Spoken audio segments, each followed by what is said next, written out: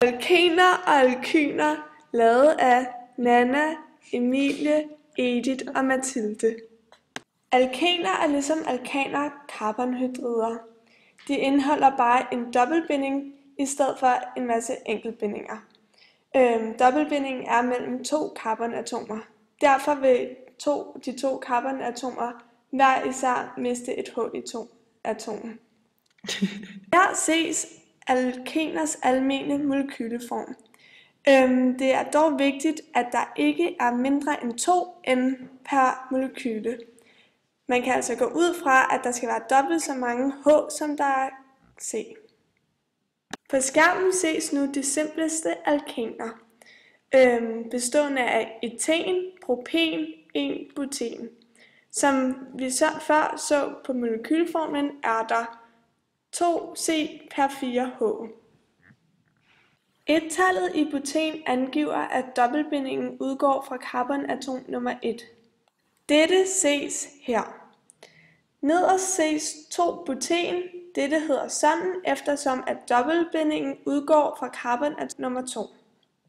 Til at fremstille alkener bruger man eliminationsreaktionen. Her fraspalter man et mindre molekyle fra et organisk stof under dannelse af en dobbeltbinding. Alkenernes egenskaber. De fysiske egenskaber for alkenerne afviger kun ubetydeligt fra de tilsvarende alkaners.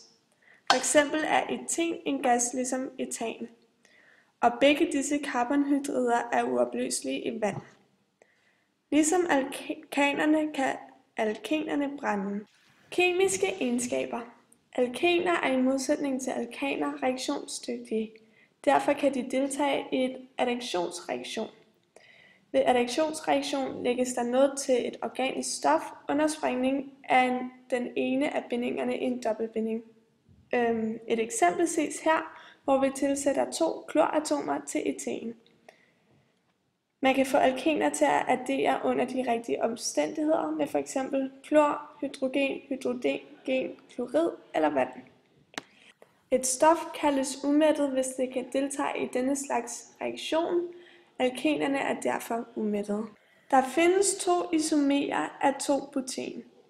Isomerer vil sige 2 molekyler med samme molekylformel, der dog er opbygget forskelligt omkring dobbeltbindingen. Dette skyldes, at molekylet ikke kan drejes, når der er en dobbeltbinding.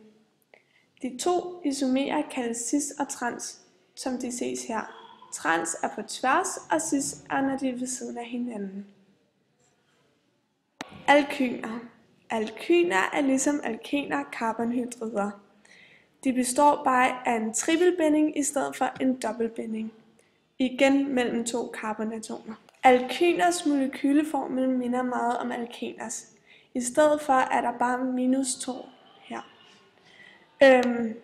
Igen skal N mindst være 2. Alkyners egenskaber er næsten de samme som alkener. Både de fysiske og kemiske. Alkyner er også umættede stoffer. Derfor kan de også indgå i en additionsreaktion. I stedet for at dobbeltbindingen bliver til en enkeltbinding, vil trippelbindingen blive til en dobbeltbinding. Tak fordi I lyttede med. Ha' en dejlig dag.